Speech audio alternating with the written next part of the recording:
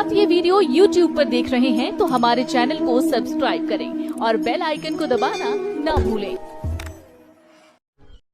कि शरीर तो एक दिन तुम्हारा जाएगा और तेरा संस्कार जितना भी मनुष्य जीवन का उसके आते ही तुरंत नष्ट हो जाएगा, चाहे तेरा कितना काम शेष हो। उस समय नहीं देखा जाएगा कि तेरा लड़का विवाह नहीं हुआ है, लड़की ब्याही रहेगी, ये नहीं देखेगा। एक भक्त बता रहा था कि मेरे मामा जी का 5-6 लड़कियां थी और हमारे समाज में लड़कियों को एक अपने ऊपर अपने आप गलत परंपराएं बनाकर हमने अभिशाप मान लिया। उनके दहेज में पता नहीं के खर्चे करने पड़ते हैं, जिस कारण से वो कहता मेरी मामी बात नौतन गई थी, 3 लड़कियों का विवाह इकट्ठा रख रखा था।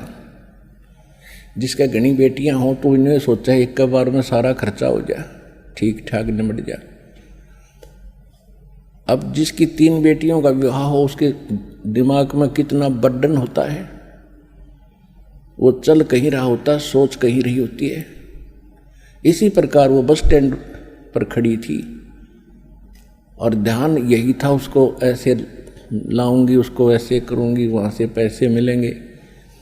इतने में पीछे से ड्राइवर बस बैक करे था और वो गलत बैक होगी और वो माई बस स्टैंड के पिलर और पोल और बस के बीच में लग गई। उसको ध्यान नहीं रहा क्योंकि वो तो सोच कहीं और रही थी,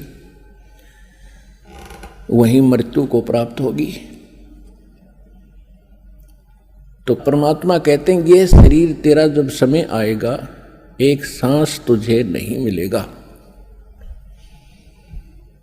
फिर इसके बाद बताते हैं कि इसका एक विकल्प बताया है परमात्मा ने।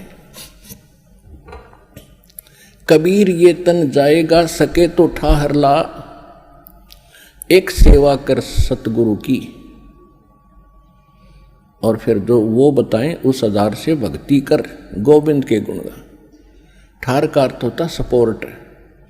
तो परमात्मा कहते हैं ये मनुष्य जीवन तो आपका जो समय आएगा समाप्त होगा और आपका सारा कार्य दरा दराया रह जाएगा।